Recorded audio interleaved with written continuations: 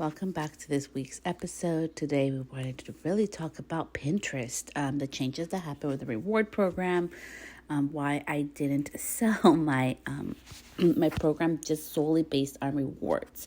The importance of knowing that rewards program, whether it's Pinterest, right now Facebook is doing it with Reels, and we're going to go into details of different things. It's really important that you utilize it as a tool, not as a end all be all, because of like every good things, it runs out. And I think that's part of diversifying our income. We're going to be talking about today a little bit is the importance of knowing that don't solely rely just on one, ways you can start doing that, and why it's so important. You already know, but what is really in it for you to start changing your mind and your, how you look at social media and how to make it more fun. So this episode is going to be a really good intuitive one. Also going into Pinterest and into paid content and the importance of diversifying your income and lessons that I've learned that you can apply to your business. As always, please take what resonates.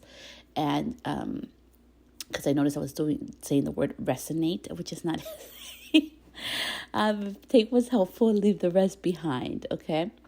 So with that, let's get to it. So Pinterest announced that as of November, they ended the rewards program. So I know I got paid for November for my content. And they did, if you qualified from August to October with one of the rewards, they give you an additional money. And we didn't have any announcement of this. We just literally got an email about this. So I did a post on Instagram. So if you want to know the latest things that are happening, you should follow me on Instagram at Celeste Stylist. But I'm actually going to be sending out this podcast episode over to my email list as well. And so they ended the program. So what's going to happen now, right? So we hear all this stuff and we're like, okay, so what happens next? And I think that's really important for me to help you, not just tell you, hey, they ended their program, but okay, that's good, but what do I do next, right? And first of all, it's so important to know that if you're going to be part of a rewards program, it doesn't matter if it's not Pinterest, whatever, TikTok, Facebook, whoever the platform, social media, that we realize it, which I know, is that it doesn't last forever. It is pretty much like a pool of money. And once the pool of money runs out or they get the audience or reach or goal that they want, then they usually take it away. So make sure that when you utilizing reward programs, that you really are taking full advantage of it to be utilized for your business. Don't let them use you. And I learned so many lessons through being able to do that reward program, which was super helpful for not only me, but to also help grow my audience, which was super, super important. So now that Pinterest is over, the Pinterest rewards program, what have they done for us, right? If you're on Pinterest and you want to grow your business. So now they've made 3 big changes, which I talked about on there on the live on Instagram. But so pretty much now pins, the pins, you've always been able to put out websites, which I've always have talked about. So your standard pin that does not get on the main page when people land on your page, you can put them to your blog, to your website, to your podcast, to a freebie, which is really good if you want to go ahead and, grow for your service provider and you want to grow your list, because you do maybe bridal hair, for example, in, in Texas, right? In in Austin, Texas, then you could do that, right? You could start building a list for people that are getting married, or maybe you are a blonding specialist in, Tennessee, and then you can go ahead and you could put out your work and start building a community because maybe you sell an virtual or online education for, whether it's beauty pros or whether it's also to consumers. There's so many ways you can do that with a standard pin. You can always link out to your offers, to content. So it's really good whether you're a service provider or you're even an online educator to really be able to utilize that. And that's not new. That's always been happening, okay? But I want to give you that reminder. But the big change that they did make is, number one, now we can actually pin, when we do our idea pins, which are the ones that people get to see on your page as soon as they land, you can actually link out to and website or a clickable link, which is amazing. That's not gonna happen to everybody until next year. And even though I'm a creator, I don't have access to that yet, but I've have, because I do Pinterest makeovers for other service providers outside of just the beauty industry. And I actually saw one of them. She had I think she had only 50 followers or 36 followers, but she already had that link and feature available months ago, which I talked about in the podcast. So it's very cool because you can link people, like you can be talking about your blog and like finish the rest of your blog, just click below. Or if you have to build your email list, if you have services, if you have specials, different type of content, you're able to link them out, which is really, really awesome, even to your website. So it's really going to help bring that traffic. And one of the most highest reach ones are your idea pins. So if you didn't know that, idea pins are the best way to really get engagement. That's what they're designed to do. And when they land there, remember, that is your main page. That's like your storefront. So utilize it as such. So that's something that they will be doing, that everybody will be getting starting next year. And so that has been like a real big thing. And I know that may not sound like a lot to many of you, but being able to have your idea pins, which is pretty much like the front part of your Pinterest board, and have people to link out, whether it's like Amazon links or whatever it is, that's a huge deal. Even if you want to grow your website, or how many people are landing on your website that want to work with you, or potential customers, that's a great way to utilize it. So don't undermine that. But what are other ways that you can monetize Pinterest now that all this is done, right? Because, that's the main thing we all want to know. Is now that you know that they're able to also do that with the idea pins, part number 2 of this is also be really intentional when you go on Pinterest. So I'm going to share with you like part number 2 of what's really important.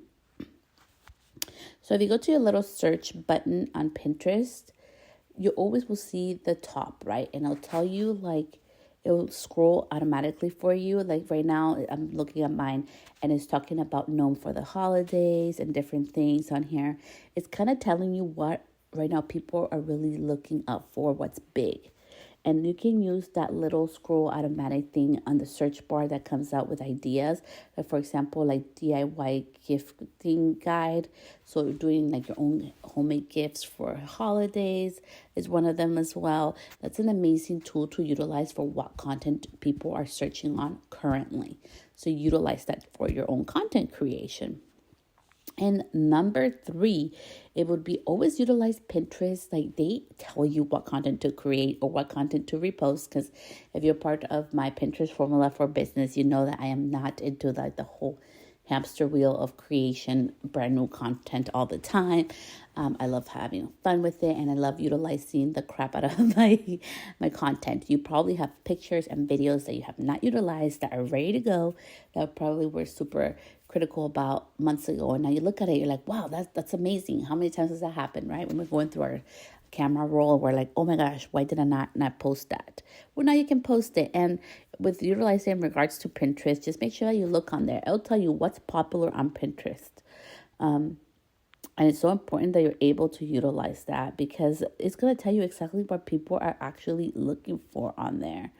And it can be really helpful when those days where you don't know what to do or what content to create. For example, right now, it's a lot of like, self-gift, like DIY, homemade gifts, holiday decor, white elephant gift inspiration, So all those type of things are really good content, but be very intentional with everything, okay? And this is what I mean. So I did put a Christmas tree up in my Pinterest because, Christmas is part of my brand and my personality, right? Like it is, family and holidays are a very big part of who I am as a human. And I also celebrate them also in my space. And with my clients, this is the time of year, we're in December, where I give out gifts to my clients, because that's a very important part of me and part of, my love, reciprocation to them. So I put that up. But for example, like holiday decor, if I was gonna do holiday decor, right, like holiday kitchen decor, that would probably not be something I would post on my board, although, or on my idea pins, even if Pinterest is looking for that. And this is the reason why. If I am in the beauty industry, right, which could be makeup, hair, it could be potentially outfit or aesthetics, if I'm really pushing it hard, there's only a certain limit, right? People who are in either beauty professionals or even clients that are looking for beauty professional services, they are not going to be taking me seriously if I'm posting random things like kitchen holiday decor. That has nothing to do with my specialty, right? So be very mindful on that when you utilize all these tools that I just gave you today for Pinterest and for the what's coming out, pretty much in a couple of weeks, for everybody's gonna get access to. Be the first one to jump on it, but be very mindful always with what you're putting out there, because it is an extension of your business and of you. And it's really important that our specialties can be very broad, right? I could be a balayage specialist for hand painting technique, which is something super niche, right? I'm not using foils. I actually literally paint highlights on hair. But that's something super niche, but I can still talk about different things like makeup and hair tips and hairstyling, right? But I'm not going to go into like how to like kitchen holiday decor, how to remodel a kitchen. That has nothing to do with my specialty. And I'm utilizing this example because it's so important with your content, even if it's on Pinterest, even if it's popular, even if everybody's doing it, that you're very, very intentional, that make sure that it's within your specialty. Yes, you can broaden your specialty as long as the topic is related in that, but don't go so much outside the box that you seem like all over the place. Now more than ever, and I have a really strong feeling in 2023 it's going to change finally, because I'm over this trend. But it has been like, for example, if you're a hairstylist, all you post is hair. If I wanted to grow my account really fast, all I would do is just post hair, hair, hair, hair, hair. For me, that is boring AF, and that's not part of who I am. And so because of that, I refuse to just be part of the popularity and the trend and what's going to grow my account big. I'd rather be very true to my brand and true to who I am. And so I decided not to do just posts of hair, hair, hair, hair, or in the salon stuff. Because that's boring to me. And to a lot of my clients, that would be boring AF too. They connect in a lot of different other levels. So I decided to be true to me versus being popular. And that's a choice that you get to make. That's not a choice I can make for you. But I'm so glad for that. I predict that for 2023, that's going to be going away. Thank gosh. Because I'm sick and tired of all these things. Hair, hair, hair, nail, nail, nail. Sometimes I'm like, dude, I want to see what kind of human or person that person is. But, so I don't tend to follow a lot of those accounts, but that's just me. That's a little bit of my insight on popular opinion, but it's something that I really stick true to. Okay, so part number 2 is, let's talk about diversifying your income. So diversifying your income, think about it like this. Diversifying your income, it's like a rainbow, and at the end of the rainbow, there's a pot of gold, okay? So the rainbow has lots of different colors, right? But it all unites into the same common goal of going down into the end of the rainbow, which is the pot of gold. Utilizing this analogy because it is very true as well with our income. If you have never gone through something like this, have you ever thought what would happen if you got sick? If you got hurt, which I really hope that never happens to you, or if something in your life changed, or what happened if tomorrow you had to move to a new city that's over, 60 miles from where you live right now? What would happen if life changed and you had to start anew, and you couldn't work anymore, or you had to find a new job or new career? These are things that sometimes we don't prepare for. And because of that, I wanted to share with you just a little bit of my knowledge to hopefully help you be better prepared. It's not about being scared. It's about being better prepared and feeling more confident in your own income streams and the importance of it, okay? So I know right now there's a lot of fear-mongering with the whole 2023. I live in California. I know that, they're talking about like the housing market coming down and everything going up and all this stuff. And I don't believe in that. I live in the 2001. We all know what happened there, the 2008, 2009 housing crash. I was in insurance and saw lots of things. And I had a very stable, good job during that time. And I feel very blessed for that. I understand I was very blessed during that time. I could have bought a house. I didn't because people scared me so much. I remember so much fear around that time because so many people have lost their homes during the 2008, 2009 incident. So I didn't buy a home. And to this day, I regret not buying my home during that time. But that has taught me a very valuable lesson to not allow the fear of others or what the world and the news puts out to really dictate my life. I need to be able, like the own driver of my, vehicle in my life. And I hope that is for you as well. So with that, let's get to this. Diversifying your income is a very simple way to do, but you have to be I think it's very important, and people don't talk about this a lot. And is that most people that make over, I would say like over $250,000 for the most part, there's some type of diversity in their income. It's not based solely on one job. And I learned this because of my own experience. So you can making commission. People like really undermine specialist beauty professionals, and hear me out because I'm not just talking out of my head. I'm talking this from experience and seeing it and living it and benefiting from this. Is that getting a percentage from commissions is amazing.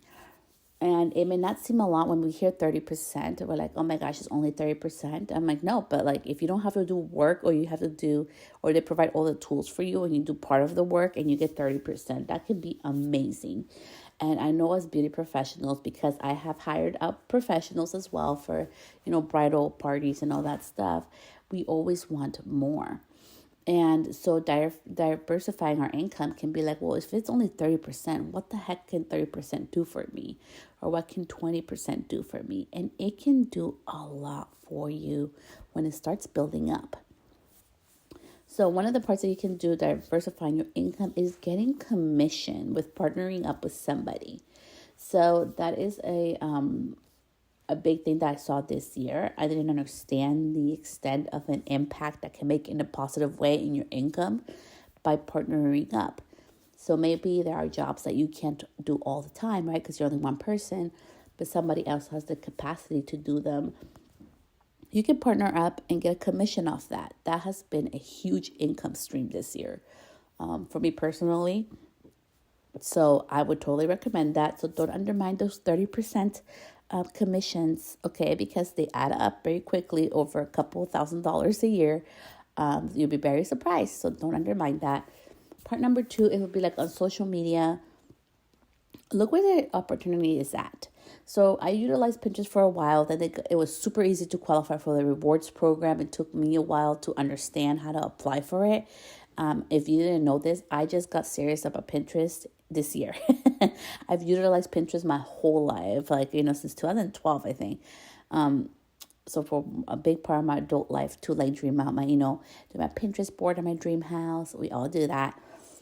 But it has been very instrumental in my business since 2020. I utilized it to grow my email list. But then in 2022, I got serious about monetizing it. And as always, things run out, right? So the rewards creator fund ran out. Creator program, ran out. And it was such an awesome experience for me to see the trends, how they changed over time. And I can share those tips with you today. Is that at first when they open, it's easy to qualify for the money, right? Because not really a lot of people are doing it, and they're even trying to figure out what they're doing. Then as the program gets along, they get a little strict. And then once towards the end, they get super strict, right? Because so many people are trying to dig into the pot of money. They want to make sure that it really benefits them the most, because they're the ones who are paying out of pocket for it. They're not going to be looking out for your best interests. And I noticed that because, I'm being totally transparent. Sometimes I didn't qualify for the rewards because of a piece of content, because it didn't qualify by some lame thing. And I was like, okay, well, that's good to know. They're always looking out for their best interests. Always remember that they are a social media company. And if they're giving you money, it's for their interest. And they're not really looking out for you. I'm sorry, I'm being honest here. So with that in mind, make sure that you dip in early. So if you didn't know, Facebook right now is actually paying Facebook Reels are paying. I just talked about it in my last live this week on Instagram. I got $80, and I'm like, where the heck does $80 come from? And I realized it was coming from Facebook. And I was posting Reels on Facebook, not that often, just barely. And I was like, oh crap, maybe I should post more now. So now that the Pinterest Rewards program is gone, I can diversify my income by dipping into the Facebook Reels pot, since I've already been getting some money from there. So for you, you're like, okay, well, what's 180? What's 250? What's 400? What's $500 going to do for me a month? It may not sound like a lot, but as we've talked about, so the first one was, like a percentage for referring out, jobs, right, that you can't do. This one is for getting paid for your content. It all starts adding up. And even 500, that probably can pay a car payment, or it can pay your insurance for your car and your house, and maybe a little bit of life insurance in there. Don't undermine the power of diversifying your income and how it can help you, especially when things happen unexpectedly. Being self-employed, it's happened to me. I've been home sick with a kid. One of my kids are sick and I can't go to work. I have to reschedule my day. Instead of losing money, when all of a sudden I get like an injection of money because of the rewards program or another type of diversification of my business, income. It's so nice when you don't expect it and you need it, right? Because I'm like, crap, I lost that day of income. And it's like, no, girl, like, you're fine. Here's a little cash injection. You're fine. And you're like, yay. It's such a different feeling when you're home and money's coming in versus when you're home and you're like, crap, I lost that, the day.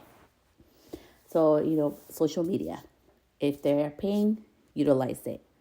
Repurpose your content. Okay, and lastly, for diversification of income is utilize your own skills that you already have. And I really want to talk about this because in the age of like so much online education and so many educators out there, it's our job as the consumer, it's our job as the student to really make sure that we are doing our homework to find out who are we learning from, right? Who's actually teaching us the content and helping us to grow our business, because it's happened like in the beginning where people like I took a class from somebody. She wasn't even a licensed beauty professional. And for you, that may not, who cares? For me, it did bother me because I paid like over $2,000 for that fucking class. And I was so angry. And I asked her some business questions. She didn't know what she was talking about. And you know what? I learned from that. I was like, I'll never do that again. And from that day forward, I always do my homework. And I'm just sharing that. I'm not bashing anybody. I'm being very honest. I mean, if you don't care if you pay $2,000 to somebody who's not licensed and doesn't have a lot of business knowledge, that's fine. But I do. So I really learned to be very, very careful with all my education. I always do my own research, and I'm giving you this huge tip is with you already have skills that you do not need additional help from others. And don't undermine your experience. And be very mindful when you do hire out coaches and things that they know what they're talking about and they're getting the results that you're looking for, right? So important, because especially now with the marketing, everything's like, okay, you need to there's so much things behind marketing to make you do the sale that I feel a lot of people lose the integrity of what they're supposed to do, and they don't really share the honest opinions of things because they just want to sell the product. And for me, it's always be in integrity. Before I make $1, I will not give up my integrity over making a fucking dollar. I believe that we can be in integrity and be very profitable. So with that, look at your skills. What other skills do you have that you can bring to the table? And you're like, well, I don't know. Like, maybe you're an amazing sugar cookie decorator. Like, I cannot decorate a sugar cookie to save my life. I love baking cookies, but I don't know how to decorate them. And it's not my strong suit. I just can't draw and I can't decorate with that. Like, it's just a mess. Maybe that's a skill of yours, and maybe you could do a class on that. Maybe you love doing that, and you could start having an additional stream of income from that. Maybe it can be something so simple for you that's really hard for others, right? look at what skills that you have. Like for me, decorating comes super simple. It's like super fun and easy to do, which is very hard for other people. To the point that other people have wanted to hire me to help them decorate or go buy pillows for them. And you may be like, Celeste, you're lying. I'm like, no, for real. Like, and it's something that comes easy. It's something super fun for me. So of course I'm gonna do it. Don't tie yourself to your specialty right now. And I think that's so important because for the longest time, if you didn't know this about me, I love computer. So maybe you have something that you're really weird about. Like you're like, I don't want to share this, but I know I love it. I'm really good with this. It can be like you're really good with your cry cut machine and making beautiful like gifts and stuff that you could totally sell. For me, it's a lot of technology. I love being behind a computer. Like it's just my love. I love it. I love technology. I love learning how to use a new program and software. I love how to like even like with my website, I utilize Show It, and it's more advanced. And even though it's been hard AF to learn it, I love all the technology behind it and how it works, and the power of being able to change it all the time because I do my own editing on my websites. And with that, it's like I could literally help other people.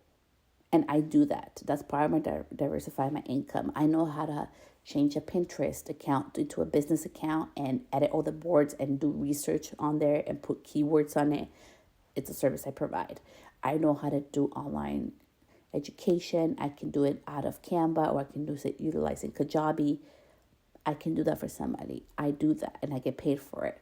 Look at different streams of diversification. I am very, very honest with you because nobody tells us this, and it makes me mad because I think people should be more honest and upfront that they are getting different streams of income. Whether they work for a brand, brands will pay you a couple hundreds and a couple $1,000s a month easily to work with them or represent them. That's an additional stream of income. So when you see other stylists or other beauty pros that are not working behind the chair all the time, ask or look into like what are they doing differently, right? Even for me, like the lightener and the color that I use in my line, like I have an account where you can get 10% off, and I have it in my highlights, and that's an additional stream of income. If people are buying it, yeah, I've gotten over, I think I did get, yeah, I've gotten over $100 on that just for people buying color and utilizing my code, which I appreciate. Thank you. And it's an additional stream of income. So by hearing all this, I want you to be more open-minded and be more honest about like, okay, if I want to take a day behind a chair, if you're working 5 days a week, I only work really 2 days a week. Next year, my goal is to get down to 1 day a week. I need to replace that income, so I diversify my income, right? So think about ways for even for yourself. Like, how can I be less behind the chair if you don't want to be behind the chair? Because you want to take care of your body. You want to be more gentle on your hands. What are other ways that you can bring income that doesn't solely rely just on your specialty? It doesn't have to be just beauty related. It can be something totally different, right? And for that part, I always say, make sure that you also like start a separate account for that. And that's why I have like, look at me, like utilize me for an example. Like I have Celeste Stylish, which is for my beauty pros, and I attract a lot of clients through there too. And then I have Sonoma Mobile Lounge, which is more for like the bridal and special event.